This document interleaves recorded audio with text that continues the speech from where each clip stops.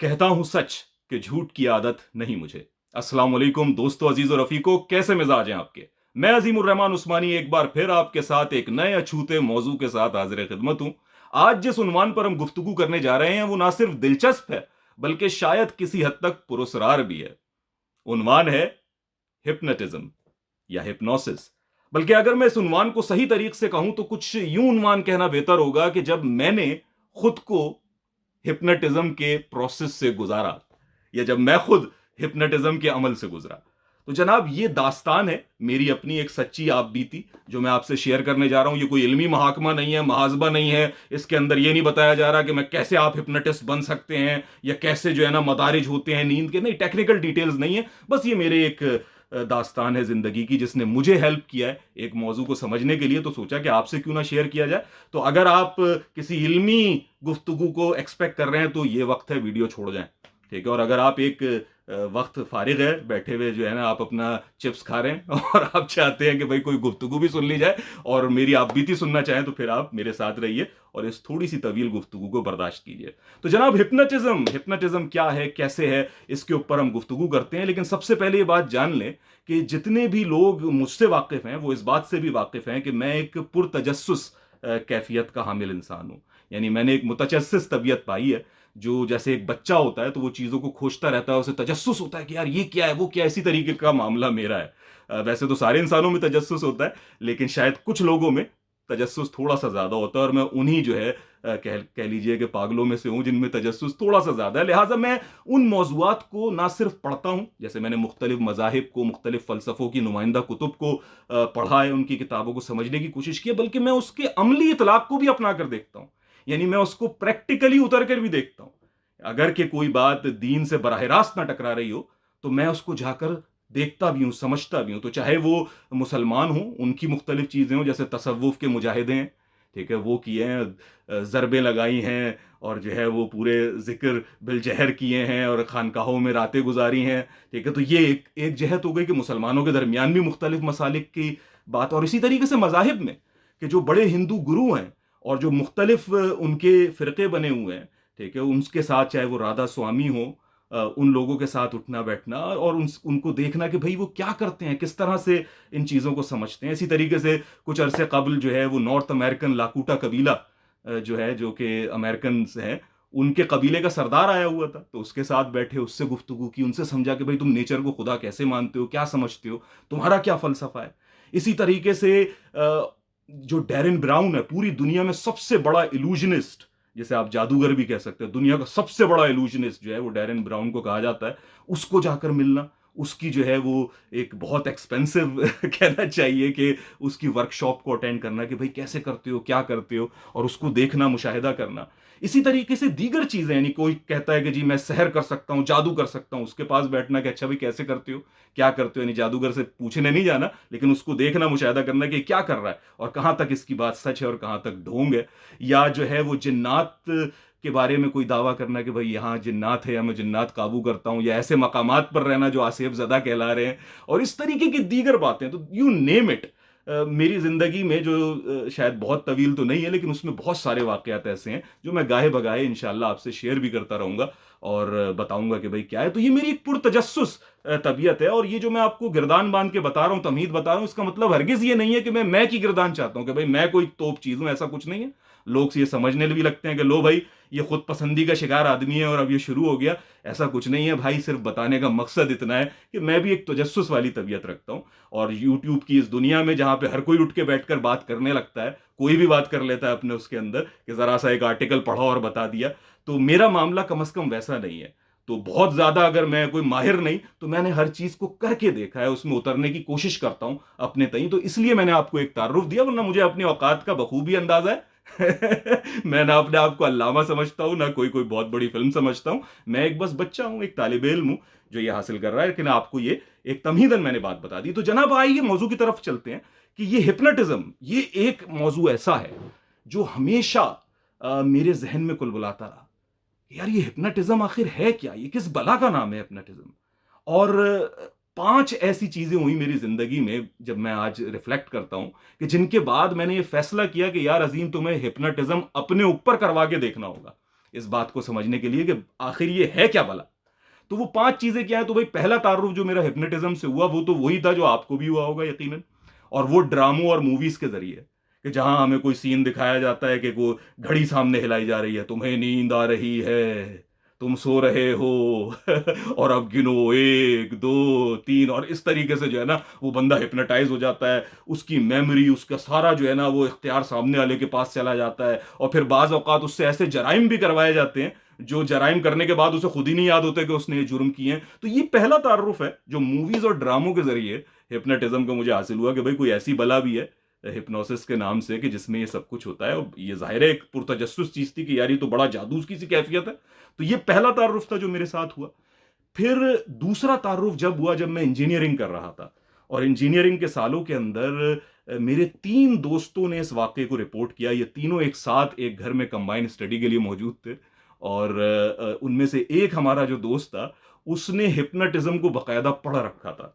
यानी वो इस बात को शेयर नहीं करता था, उससे पूछा जाए कि भाई हमें सिखा दो, हमें बताओ, तो नहीं बताता था, लेकिन वो हिप्नोटिज्म को पढ़े बैठा था। और इन तीनों ने, जब ये तीनों कंबाइंड स्टडी के लिए बैठे हुए थे, तो उन्होंने उसको मजबूर किया, जो हिप्नोटिज्म जानता था, कि वो इन दोनों में से एक को हिप्नोटाइज करे।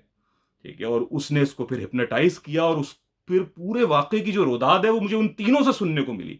यानी मैंने तीनों से अलग अलग सुना कि ये इनमें से झूठ तो नहीं बोल रहा है कोई, और इनको कस्में दे देकर भी पूछा कि भाई झूठ मत बोलना, सच सच बताना मुझे पूरी बात, इसमें कुछ नहीं बढ़ाना। और फिर वो उन डिटेल्स को मैंने देखा तो वो ऑलमोस्ट मैच कर रही थी उन तीनों की जानिब से। और वो बड़ा एक्स्ट्रा ऑर्डिनरी वाकया था, जिसके अंदर मेरे एक दोस्त ने दूसरे दोस्त को हिप्नोटाइज किया, और उसने उस हिप्नोसिस के आलम के अंदर जो एक उसका दुश्मन था उसको उसने इमेजिन किया, उसको उसने बाकायदा ख्याली तौर पर उसे पकड़ा, उसे जमीन पर गिराया और उसे खूब घूसे मूसे मारे। तो जो है ना वो नीचे उसको बाकायदा तकिया रखना पड़ा बाकी दोस्तों को, कि कहीं अपने नकल्स जो हैं, जो ये आपकी हड्डियां होती हैं, यही ना तोड़ बैठे। और इस तरीके की कई चीजें ऐसी सामने आई कि जिसके अंदर वो रो रहा है, आंसू गिर रहे हैं, ठीक है, और एक जज्बात का आलम है, और ये सब कुछ हिप्नोटिज्म के आलम में हुआ। और जब वो बेदार हुआ तो उसे जुजवी तौर पर चीजें याद रहीं, और कुछ चीजें उसे याद थी और कुछ चीजें वो आपस में मिक्स कर गया। और ये रिपोर्ट मुझे तीनों दोस्तों की जानिब से मिली, और इनमें से एक दोस्त तो मेरा बहुत ही करीबी था, और बाकी 2 भी करीबी दोस्त थे, अच्छे दोस्त थे, साथ इंजीनियरिंग कर रहे थे। तो ये मेरा सेकंड एनकाउंटर था जो मैंने हिप्नोटिज्म के बारे में सुना, जिसने मेरे उस तजस्सुस को और जो है वो थोड़ी सी हवा दी। फिर क्या हुआ जनाब, हम इंग्लैंड आ गए। इंग्लैंड में जो है हमारा एक और दोस्त था, एक दोस्त थे साहब, जो सिगरेट बहुत पीता था, चेन स्मोकर था। और एक दिन मैंने देखा कि उसने अचानक जो है स्मोकिंग छोड़ दी। मैं बड़ा हैरान हुआ कि यार स्मोकिंग छोड़ दी तूने, बड़े आराम से छोड़ दी। कह रहा हाँ मैंने छोड़ दी, लेकिन मैंने कुछ भापा कि यार ये कुछ छुपा रहा है मुझसे। तो उससे मैं इस्तफसार करता रहा, लेकिन वो शर्मिंदगी में मुझे बता नहीं रहा था, कि ऐसा लगता था जैसे वो शर्मिंदा है, कुछ बताना चाहता है लेकिन बता नहीं रहा। और आखिर में फिर उसने मुझे बताया, हालांकि वो शर्मिंदगी की कोई बात नहीं थी, लेकिन उसने इसको बताया कि यार किसी को बताना मत अजीम। लेकिन मैंने ना, दरअसल मैं एक हिप्नोटिस्ट के पास गया, और उसने वहां मेरे साथ सेशन किए, वहां मुझसे गुफ्तगू हुई, और उसमें उसने कहा कि इस दौरान जब तक सेशंस हो रहे हैं तुम सिगरेट पीना चाहो तो पियो। वो मुझसे बस गुफ्तगू करता रहा, मैं उससे बात करता रहा, मेरी आंखें बंद होती थी, वो मुझसे गुफ्तगू करता था। और कुछ अरसे बाद मेरा दिल जो है वो सिगरेट से बिल्कुल उड़ गया, और मैंने सिगरेट पीना तर्क कर दी। यहां तक कि रमजान में जब रोजे रखते हैं, तो रोजे रखने के बाद जब मैं इफ्तार का वक्त होता था, तो सबसे पहला ख्याल ये आता था यार किसी सूरत एक सिगरेट मिल जाए। लेकिन मुझे उस वक्त भी तलब महसूस नहीं हुई सिगरेट की, और मैंने वो सिगरेट तर्क कर दी उस हिप्नोटिस्ट के हिप्नोसिस सेशन की वजह से। तो जनाब ये बड़ी एक हैरतनाक बात थी। तो ये तीसरी बात थी जो मेरे सामने आई, और मैंने कहा यार ये तो कोई बड़ी जबरदस्त किस्म की चीज है, इसे तो देखना चाहिए, सीखना चाहिए। अच्छा, फिर चौथी चीज क्या हुई? चौथी चीज ये हुई कि मैं गया एक बहुत बड़े, जिसका मैंने अभी इब्तिदा में जिक्र भी किया, एक इल्यूजनिस्ट है, दुनिया का सबसे बड़ा इल्यूजनिस्ट उसे कहा जाता है। यानी ये कहिए कि जो आपकी आंखों पे सहर कर दे, आपकी आंखों को ऐसा ट्रिक करे कि आपको कोई चीज नजर आए, कोई चीज नजर ना आए। ठीक है, तो वो इल्यूजनिस्ट दुनिया का जो सबसे टॉप है, या वन ऑफ द टॉप है एटलीस्ट, उसे डैरेन ब्राउन कहते हैं। ठीक है, तो डैरेन ब्राउन की एक एक्सपेंसिव जो है वो वर्कशॉप थी, जिसका मैंने बाकायदा टिकट खरीदा और गया, क्योंकि तजस्सुस बहुत शदीद था, जानना चाहता था। और उस वर्कशॉप में जाने का एक मकसद तो यह था कि डैरेन ब्राउन को देखूं, उसको सुनूं कि भाई ये किस तरीके से इल्यूजन करता है, और ये हिप्नोटिज्म के जरिए किस तरीके से चीजों को यूज करता है।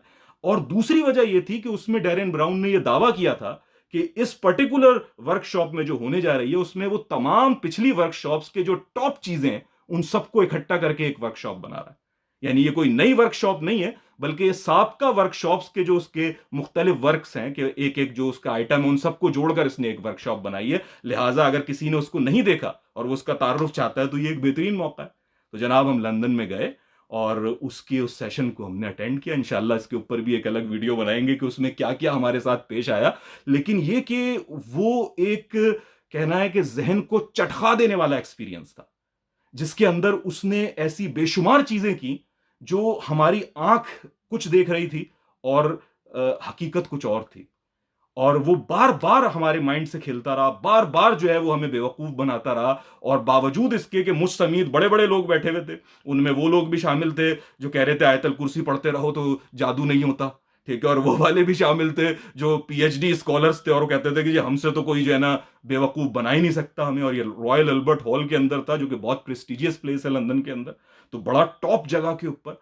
लेकिन इसके बावजूद हम सब बिला तफरी, कोई एक बंदा भी ऐसा नहीं था उस खचाखच भरे हुए हॉल में जो उसके हाथों बेवकूफ ना बना हो या उसके ऊपर वो एक सहर किसी कैफियत ना हुई हो। तो वही जो हम बाज औकात वो जो सुनते हैं मूसा अलैहिस्सलाम का किस्सा कि जादूगरों ने रस्सियों को सांप बनाकर दिखा दिया था, ठीक है, और अल्लाह ताला ने कहा और वो मूसा अलैहिस्सलाम को भी सांप दिखे, यानी उस पर उनको एक जो है वो कौशन हुआ कि यार ये तो सांप है। तो जिस पर अल्लाह ताला ने उनकी वो कही कि तुम ही गालिब रहोगे, इसमें तुम परेशान ना हो। और फिर अल्लाह ने बताया कि उसने आंखों पर जादू कर दिया था, उन जादूगरों ने आंखों पर सहर कर दिया था। तो यानी आंखों पर सहर बड़ा खौफनाक किस्म का होता है कि वक्त का नबी, वक्त का रसूल, उसे भी जो है ना वो सांप नजर आ रहे हैं, तो हमारी तो कोई बिसात ही नहीं है, ठीक है। तो वो उसने ऐसी ऐसी चीजें की उस दौरान और उसने हम सबको इस तरीके से बेवकूफ बनाया कि अकल दंग रह गई, चटक कर रह गई अकल। और जब वर्कशॉप खत्म हुई तो यह एहसास हुआ कि सारे वक्त में शायद हम सब हिप्नोटाइज थे और हमें पता ही नहीं था कि जी हम हिप्नोटाइज हैं। तो ये बड़ा जबरदस्त होता। तो ये चौथा इनकाउंटर था जो मेरा हिप्नोटिज्म के साथ पेश आया और मुझे लगा कि यार मैंने इस टॉपिक को जानना है, इसको मैंने समझना है उसमें। तो फिर मैंने सोचा कि यार इसको कहां से सीखा जा सकता है, समझा जा सकता है।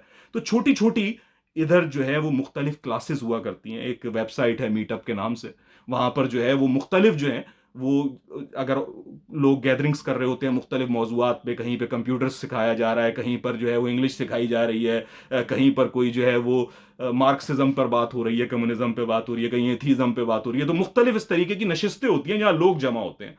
तो ऐसी नशिस्तों के अंदर मैंने जाना शुरू कर दिया कि जहां पर हिप्नोसिस को बयान किया जा रहा था, यानी कोई हिप्नोटिस्ट मौजूद है और वो बता रहा है कि जी हिप्नोटिज्म क्या होता है और मैं कैसे प्रैक्टिस करता हूं। तो उन वर्कशॉप्स में मेरे ख्याल से 2 या 3 वर्कशॉप्स ऐसी थी छोटी छोटी जो मैंने जाकर ज्वाइन की और उन्हें सुना और उनसे एक्टिवली डिस्कशन किया कि भाई ये क्या चीज़ है, वो क्या चीज़ है, ये कैसे, वो कैसे। लेकिन उसके बावजूद भी तशफ़ी नहीं हुई, यानी मज़ा तो बहुत आया। वो क्या था वो पंजाबी में, रुलते गए पर चस बड़ी आई है। तो यानी ये हाल था हमारा कि हमें मज़ा आ रहा था कि यार क्या ज़बरदस्त है और वो हो रहा है, लेकिन समझ नहीं आ रही थी बात ना। यानी मैंने ये देख लिया कि नहीं यार सबको सुन लिया, समझ भी आ गई कॉन्सेप्ट, लेकिन ये ऐसी बात है कि आपने सारा कुछ जान लिया कि शहद की क्या प्रॉपर्टीज होती हैं, शहद कैसा दिखता है, उसकी थिकनेस क्या होती है, लेकिन शहद चखा कोई नहीं। तो जब तक आप चखे नहीं शहद को, तो शहद शहद कैसे है ये आपको कैसे मालूम हो सकता है। तो इसको तो तजुर्बा करके देखना पड़ेगा। तो लिहाजा इस मौके पर मैंने ये फैसला किया कि मैं अपने आप को हिप्नोटिज्म से गुजारूंगा। और फिर मैंने ये फैसला किया कि भाई 3 सेशंस जो हैं वो एक टॉप हिप्नोटिस्ट से मैं लूंगा जाकर। तो मैंने इसकी रिसर्च की, देखा कि भाई हमारे शहर में कौन कौन से हिप्नोटिस्ट मौजूद हैं और उसके बाद मैंने एक हिप्नोटिस्ट को ऐसा सिलेक्ट किया कि जो गवर्नमेंट की तरफ से भी रजिस्टर्ड था, जो हिप्नोथेरेपी की भी सर्टिफिकेशंस लिए बैठा था, जो साइकियाट्रिस्ट भी था, यानी उसके पास साइकोलॉजी की भी डिग्री थी और सिर्फ हिप्नोथेरेपी की डिग्री नहीं थी, और उसके पास इन सारी डिग्रीज की जो है वो एक गुलदस्ता मौजूद था।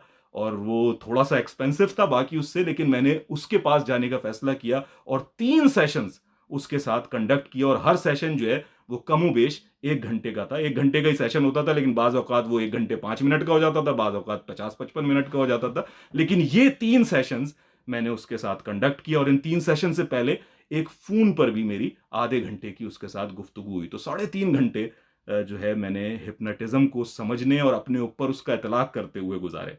तो वो क्या थी रोदाद, अब हम उस पर बात करते हैं। तो जनाब, जैसा मैंने अर्ज किया कि जब मैंने ये फैसला कर लिया कि किस हिप्नोटिस्ट के पास मैंने जाना है, तो सबसे पहले काम मैंने क्या किया कि उन्हें कॉल किया। और कॉल पर गुफ्तगू हुई हमारी कोई 30 मिनट से 40 मिनट के दरमियान, जिसमें मुख्तलिफ चीज़ों को मैंने उनके सामने पेश किया, अपने खदशात को जाहिर किया, बताया कि भाई मैं हिप्नोटिज्म क्यों चाहता हूं, मैं इस प्रोसेस को समझना चाहता हूं और अपने बिहेवियर में फला फला तब्दीली चाहता हूं, ताकि मैं देखूं कि ये कितना इफेक्टिव है, वगैरह वगैरह। तो इस तरीके की बातें, और अपने जो मेरे खदशात हैं कि कहीं मुझे ये ना हो जाए, वो ना हो जाए, क्योंकि अंदर एक खौफ था कि यार हिप्नोटाइज हूंगा, पता नहीं क्या करे कोई सामने, मेरे अंदर से कोई ऐसी बात निकल जाए, मुझसे कोई वो ऐसा काम करवा दे, वगैरह जो आपके जहन में पैदा होते हैं। तो वो मैंने सारे खदशात जो है फोन पर ही उनके सामने पेश किए। तो उन्होंने बड़े अच्छे से मुझे तमाम एक्सप्लेनेशन दी, बताया कि भाई हिप्नोसिस है क्या। तो सबसे पहली चीज तो उन्होंने ये जानना चाहिए कि हिप्नोसिस चाहते क्यों, क्यों करना चाहते हो, आखिर हिप्नोसिस ही क्यों, कुछ और क्यों नहीं। तो ये सारे सवालात उन्होंने पहले पूछे, मेरी नीयत को समझने की कोशिश की। और जब इस बात को समझ लिया तो फिर उन्होंने बताया कि भाई हिप्नोटिज्म कोई जादू नहीं है, कोई मैजिक नहीं है, ना ही ये कोई इल्यूजनिस्ट वाला मामला है। नहीं, इल्यूजनिस्ट और हिप्नोटिस्ट कोई एक चीज नहीं है। और हिप्नोथेरेपी स्पेशली, जो कि हिप्नोटिज्म की एक शाख जरूर है लेकिन थोड़ी सी डिफरेंट है, वो बाकायदा एक इलाज की सूरत है। यानी ये आपके जहन की एक री इंजीनियरिंग करती है, या आपको कोई फैसला करने में एक मदद का काम करती है, आपकी कुछ गुत्थियां सुलझाती है। लेकिन ये कोई जादुई अमल नहीं है, ये कोई सहर नहीं है जो आप पर तारी हो जाएगा और आप जो है ना कोई रोबोट की तरह काम करने चाहेंगे, करने लगेंगे। बल्कि अगर आप हिप्नोटाइज नहीं होना चाहते, यानी कोई भी इंसान, अगर आप अपने आप में हो ना, मुझे तो कोई हिप्नोटाइज कर ही नहीं सकता, कोई मुझे करके दिखा दे, हमारे देसियों में जो है ना वो खासा एक मामला होता है, चौड़े घूम रहे होते हैं कि मुझे तो कोई हिप्नोटाइज कर ही नहीं सकता। तो जी जनाब, किसी को भी कोई हिप्नोटाइज नहीं कर सकता, यानी उनके बकौल कि किसी को भी कोई हिप्नोटाइज नहीं कर सकता अगर बंदा हिप्नोटाइज नहीं होना चाहे। तो आपको बाकायदा उन सजेशंस के लिए, हिप्नोसिस के लिए अपने आप को पेश करना पड़ता है।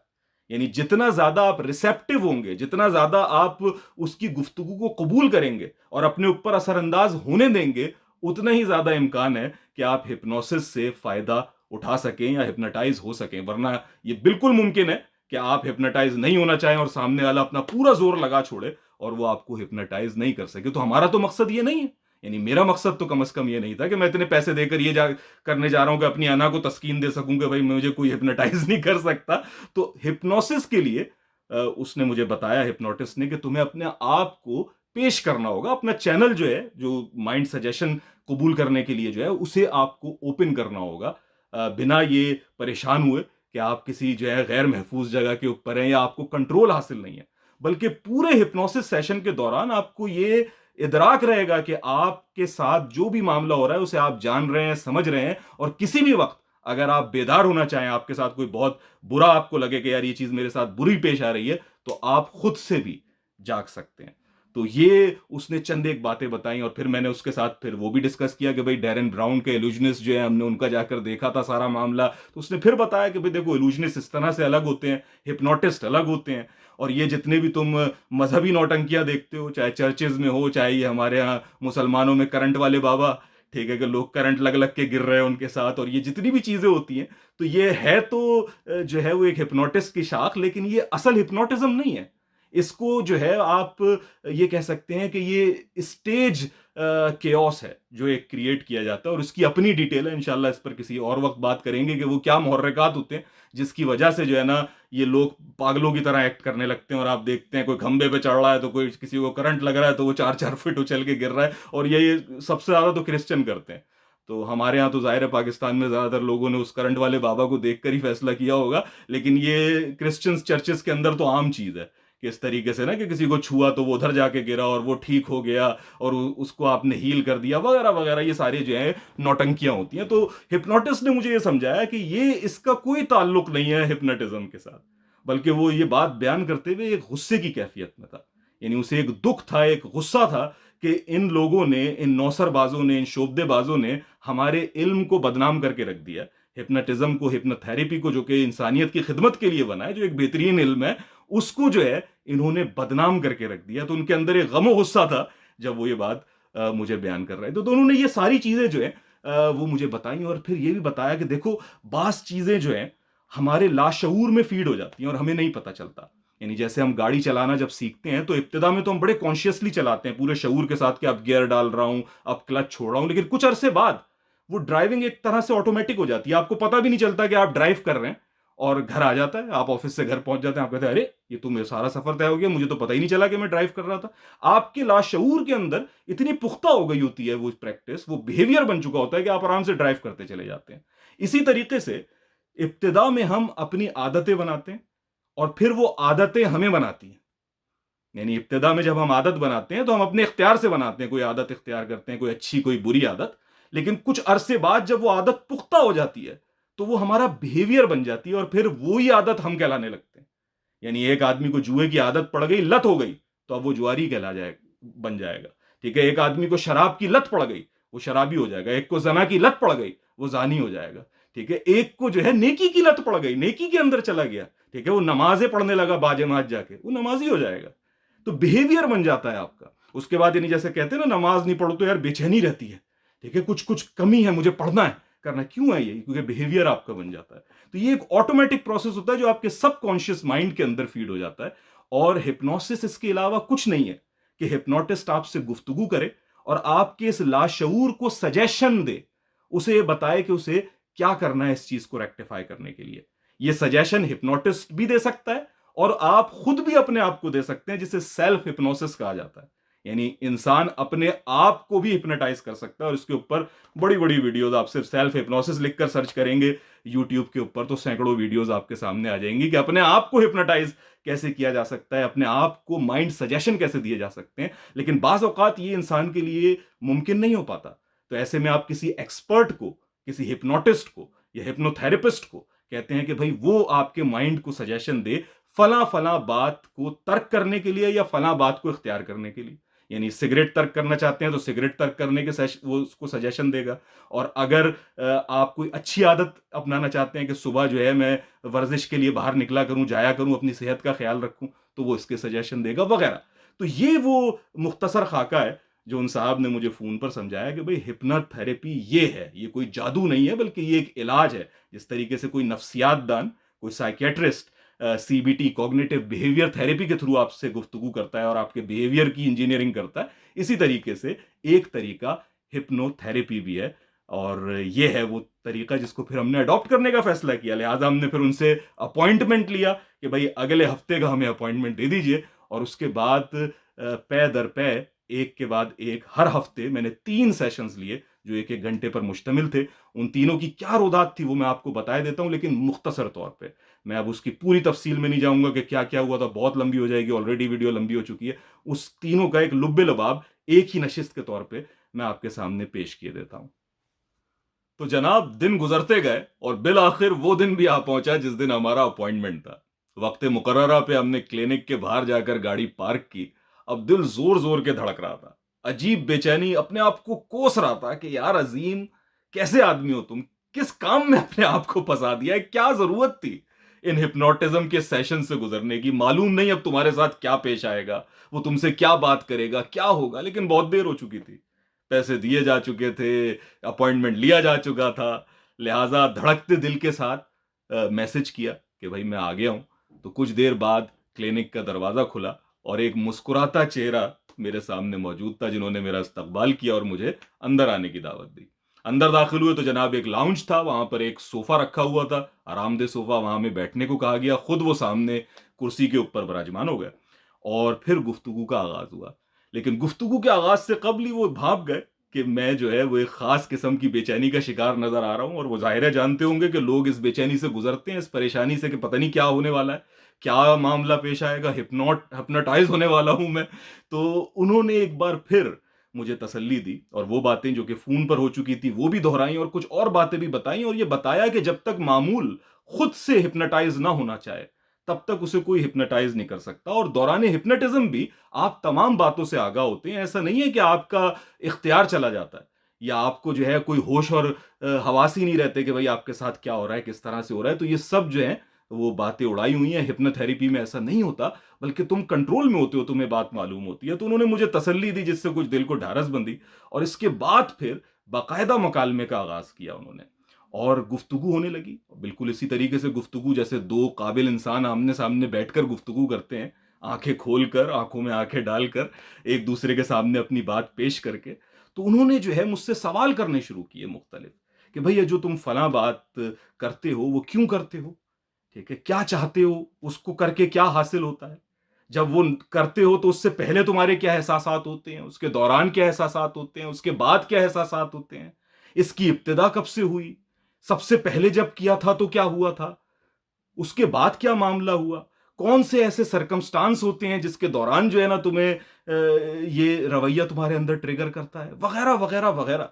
तो सवालात की एक चेन थी जो वो किए चले जा रहे थे और मैं उसको जवाब दे रहा था, और यूं लग रहा था कि जैसे सारी गुत्थियां खुद ब खुद सुलझती चली जा रही हैं।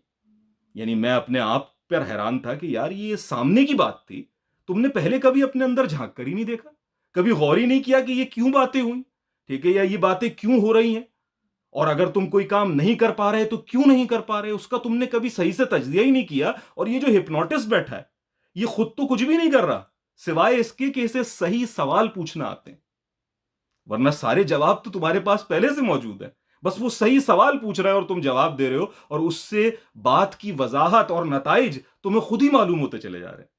तो ये बड़ा एक इंकिशाफ था, वो बताते रहे और साथ में फिर ये भी बताते रहे कि भाई तुम अगर फला काम करते हो तो क्या तुम उससे ये चीज तो नहीं हासिल करना चाहते, क्या तुम उससे ये तो नहीं हासिल करना चाहते, कहीं तुम्हारे जहन में ये बात तो नहीं चलती उस वक्त, वगैरह वगैरह। तो उस तरीके के वो सजेशन भी देते रहे कि जिससे इंसान को सोचने पर तहरीक हो कि यार वाकई क्या ये चीजें तो नहीं है, कहीं इसके पसेपोश जो है मेरे अंदर कोई फला जज्बा तो नहीं है, ठीक है, या मैं कोई फला चीज तो हासिल नहीं करना चाहता, वगैरह। तो यानी एक तरीके से तफक्कुर और तदब्बुर, अपने अंदर उतर के अपने ख्यालात, अपने नफ्स का जायजा लेना, ये मामला हो रहा था। खुद ही जवाबात दे रहे थे, बस वो सामने से सवालात कर रहे थे और मकालमा हो रहा है, जैसे अभी हम आपसे बात कर रहे हैं आंखें खोलकर और आप हमें सुन रहे हैं, इसमें बिल्कुल इसी तरीके से गुफ्तगू हो रही थी। तो ये गुफ्तगू चलती रही और यहां तक कि हर सेशन जो मेरे साथ हुआ इन तीनों सेशंस का, वो आधा सेशन इसी तरीके से होता था जिसके अंदर आप आंखें खोलकर गुफ्तगू करते थे और उसमें बातें हुआ करती थी। और उसके बाद फिर एक मामला ऐसा होता था जिसमें वो कहते थे कि भाई अब आप अपनी आंखें मूंद लीजिए। अब मुझे इस मौके पर कहा गया कि अपनी आंखें बंद कर लो, खुद को रिलैक्स छोड़ दो, अपने जहन को हिप्नोसिस सजेशंस के लिए तैयार करो और मुकाबला मत करो। मैंने भी कहा कि ठीक है, आंखों को मैंने बंद कर लिया और खुद को कायल किया कि अब जो भी बात मुझसे कही जाएगी उसे पूरी ईमानदारी से हिप्नोसिस सजेशन के तौर पर मैं कबूल करूंगा। ये कहकर मैंने अपनी आंखें बंद की। थोड़ी देर बाद हिप्नोटिस्ट ने अपनी गहरी मगर खूबसूरत शाइस्ता आवाज में बोलना शुरू किया। वो क्या अल्फाज थे, जाहिर है वो अल्फाज मैं आपको मनवन तो नहीं सुना सकता, लेकिन कोशिश करता हूं कि जिस अंदाज में उसने मुझसे ये अल्फाज कहे वो किसी हद तक आपको पहुंचा सकूं। तो कुछ अल्फाज यूं थे कि गहरी सांस लो, गहरी सांस, सांस अंदर, सांस बाहर, अंदर, बाहर। खुद को रिलैक्स महसूस करो।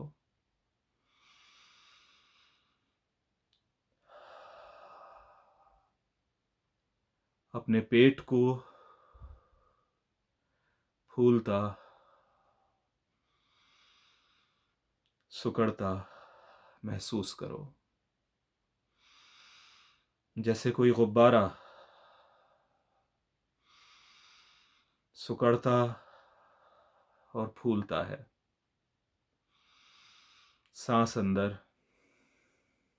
सांस बाहर। अजीम, तुम खुद को इत्मीनान में महसूस कर रहे हो, पुरसुकून महसूस कर रहे हो। रिलैक्स,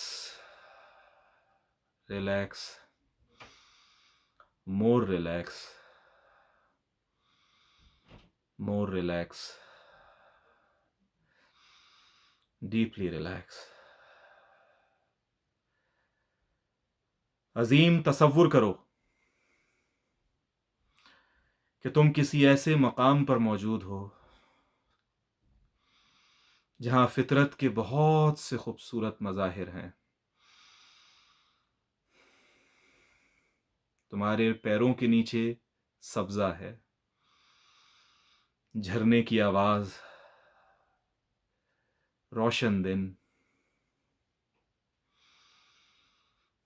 सूरज की तमाजत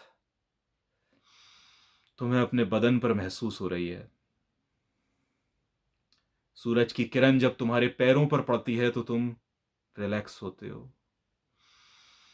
अब घुटनों पर, अब टांगों पर, अब पेट पर, अब सीने पर तुम रिलैक्स हो रहे हो। बारिश की गिरती हुई आवाज, कमरे में घड़ी की टिक टिक, बाहर गुजरती गाड़ियों का शोर, डाकिये ने खत डाला उसकी आवाज। ये रोजमर्रा की आवाजें तुम्हें रिलैक्स कर रही हैं। तुम रिलैक्स हो रहे हो, मजीद रिलैक्स, और रिलैक्स, डीप रिलैक्स। अजीम, तुम्हारे सामने अब 5 सीढ़ियां हैं, खूबसूरत सीढ़ियां। उन 5 सीढ़ियों से तुम अब उतर रहे हो। 5, 4, 3, 2, 1। अब कुछ देर के लिए हिप्नोटिस्ट ने बोलना बंद कर दिया।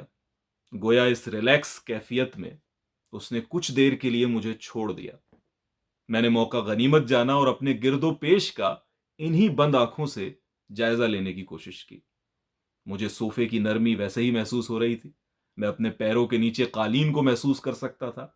मैं उस चलती हवा को महसूस कर रहा था जो मुझसे टकरा रही थी। कमरे से बाहर जारी रोड के ऊपर जो गाड़ियां चल रही थी उनकी आवाज मेरे कानों में पहुंच रही थी। यहां तक कि घड़ी की सुई की टिक टिक जो कि एक दीवार पर आवेजा थी वो भी मेरे कानों में पहुंच रही थी।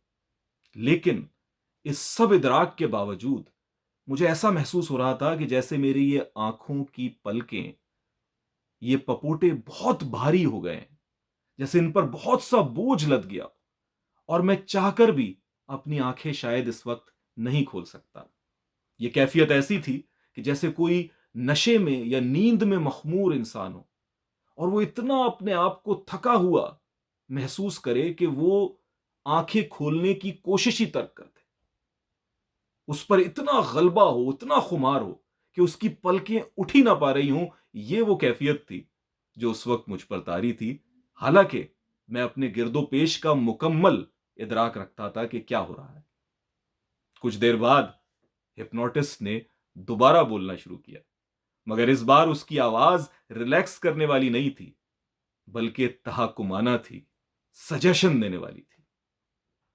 मेरे कान में जो आवाज आई वो कुछ इस तरह से थी कि अजीम, मैं ये चाहता हूं कि तुम अपने साबका वजूद को याद करो। उस साबका अजीम से मिलो। देखो उस नौजवान अजीम को, उसके चेहरे को, उसकी मुस्कुराहट को, उसके खदोखाल को, उसके कदकाट को, उसकी अच्छाई को, उसकी बुराई को। तुम्हारे सामने वो नौजवान अजीम मौजूद है। तुम उस नौजवान अजीम को देख रहे हो जो आज से 15 साल 20 साल पहले था। तुम्हारे सामने अजीम खड़ा है। तुम उसे क्या नसीहत करना चाहते हो? तुम उसे क्या बताना चाहते हो कि उसे अपनी जिंदगी में क्या करना है और उसे अपनी जिंदगी में क्या नहीं करना है? वो कौन सी नसीहतें हैं जो तुम इस नौजवान अजीम को देना चाहते हो? ये नसीहत तुम्हें मुझे बताने की जरूरत नहीं है। बस तुम खुद अपने इस नौजवान वजूद को नसीहत करो, इसे खूब समझाओ और जब समझा सको, जब समझा चुको, तो गर्दन हिलाकर मुझे इशारा कर देना। यह कहकर हिप्नोटिस्ट खामोश हो गया, आवाज आना बंद हो गई और मैं जो चश्मे तसव्वुर में एक नौजवान अजीम को अपने सामने खड़ा पा रहा था, वो नौजवान अजीम जो शायद 17, 18, 20 साल का था, मैं उसे देख रहा था। वो मेरे सामने मुस्कुरा रहा था और मैं उसे नसीहतें कर रहा था। मैं उसे बता रहा था कि जिंदगी में उसे क्या करना है और क्या नहीं करना। किस तरह से वो अपनी जिंदगी को मजीद बेहतर बना सकता है, किस तरह से वो किसी गलती को करने से रुक सकता है। मैं उसे समझाए जा रहा था और मुझ पर जज्बात का भरपूर गलबा था, बिल्कुल हकीकत के तौर पे। इस जज्बे को मैं निभा रहा था, देख रहा था, नसीहत कर रहा था, यहां तक कि मैंने खूब गहराई में जाकर अपने इस नौजवान शाकले को नसीहत कर दी। जब मुकम्मल कर चुका तो इसी आंखों बंद हालत में मैंने गर्दन हिलाई, जिसे हिप्नोटिस्ट ने देखा और बोला कि अजीम, तुम बहुत अच्छे से पूरा मामला कर रहे हो, तुम बिल्कुल दुरुस्त सिमत में जा रहे हो। अजीम, अब तुम एक रास्ते पर मौजूद हो। अचानक मेरे जहन से मंजर बदल गया। यहां पर दो रास्ते जा रहे हैं। एक ऊंचाई की जानिब, वो रास्ता है जहां पर तुम जाना चाहते हो, और एक पस्ती की जानिब, वो रास्ता जिस पर तुम नहीं जाना चाहते। ये दोनों रास्ते तुम्हारे सामने। अब जरा तुम इस पस्ती वाले रास्ते पर चलकर देखो और सोचो कि तुम यहां पर क्यों आए हो, तुम्हें यहां क्यों नहीं होना चाहिए था। इस पस्त रास्ते पर उतरने की कोशिश करो। मैंने चश्मे तसव्वुर में उस रास्ते को देखा, उसकी तरफ जाने लगा और अपने आप को कोसने लगा कि मैं यहां क्यों आया हूं। क्या वजह है कि मैं इस रास्ते पर चल रहा हूं जिसे मैं नहीं अपनाना चाहता। कुछ देर बाद आवाज आई कि अब उस बुलंदी वाले रास्ते पर जाओ जहां पर तुम्हें जाना चाहिए, जो तुम्हारा हकीकी रास्ता है, जो तुम्हारी असल मंजिल है। मैंने उस ऊंचे रास्ते पर चलने की कोशिश की और एक सुकून महसूस किया अपने अंदर, क्योंकि वो मैं चाहता हूं उसे हासिल करना। जब उस ऊंचाई की बुलंदी पर पहुंच गया तो हिप्नोटिस्ट की फिर आवाज आई कि अब तुम अपने अंदर से उस अजीम को बाहर निकाल दो, जिस अजीम को तुम्हारी जरूरत नहीं है और तुम्हें उसकी जरूरत नहीं है। वो अजीम जो असल अजीम नहीं है, जिसे तुम नहीं साथ रखना चाहते। तो मैंने महसूस किया जैसे एक साया सा मेरे सामने निकल आया हो। यानी ये सब चश्मे तसव्वुर में हो रहा है, लेकिन ये एक साया सा सामने आ गया कि अब इस साये को खत्म कर डालो। चाहो तो इसे आग लगा दो, चाहो तो इसे धूल बनाकर उड़ा दो। तो मैंने उस साये को अपने चश्मे तसव्वुर में ही एक छोटा सा महसूस किया अपनी हथेली पर, और उसे मैंने फूंक मारी और उसे उड़ा दिया और वो हवा में तहलील हो गया। जब ये सब कुछ कर चुका तो एक मुस्कुराहट, एक फतह, एक चीज कि हाँ मैंने हासिल कर लिया, यकीनन मेरे ऊपर तारी थी। तो इस लम्हे पर फिर मुझे आवाज आई कि तुम दोबारा एक जीने के सामने खड़े हो जहां पर 5 सीढ़ियां मौजूद हैं। अब तुम दोबारा उन सीढ़ियों को उतर रहे हो। 5, 4, 3, 2, 1। और मैं जाग गया, आंखें खोल दी। अब मैं उसके सामने मौजूद था, आंखें खुल गई मेरी, और एक कैफियत ऐसी थी कि बेक वक्त सुकून भी था और एक थकन भी थी, जैसे कोई सफर तय करके आया हूं। और याद रखिए, मैं 3 सेशंस की आपको मुश्तरका एक बता रहा हूं, इसमें थोड़ी थोड़ी बातें कुछ पहले में हुई, कुछ दूसरे में हुई, कुछ एक जैसी और कुछ चीजें हुई, तो मैंने बस उसका एक खाका आपको दिया। तो इस कैफियत के आलम में मैंने फिर उससे इजाजत ली और वापस आया। इन सेशंस का मुझे कितना फायदा हुआ, ठीक है, ये तो कहना शायद मुश्किल है, लेकिन किसी हद तक फायदा जरूर हुआ। कई चीजें मुझे हासिल हुई। हिप्नोटिज्म को क्या मैंने पूरी तरह समझ लिया? शायद नहीं, अभी भी इसको समझना बाकी है, लेकिन पहले से ज्यादा बेहतर मैं हिप्नोटिज्म को समझता हूं, उस तजुर्बे को जानता हूं जिससे मैं खुद गुजरा हूं। इसी पर आज की गुफ्तगू का इख्तिताम करते हैं। बहुत माजरत तवील गुफ्तगू की, हो सकता है आपको कुछ चीज़ें जो हैं वो बेकार लगी हों, मगर ये एक रुदात थी, एक आप बीती थी, जो मैंने कोशिश की कि मनोवन, चाहे मैं उसमें कुछ मजाहिया लगूं, चाहे मेरा मजाक उड़े, वो मैं आपके गोश गुजार कर दूं। अपना ख्याल रखिए। अगली वीडियो तक अपने भाई अजीम उर रहमान उस्मानी को इजाज़त दीजिए। अस्सलाम वालेकुम।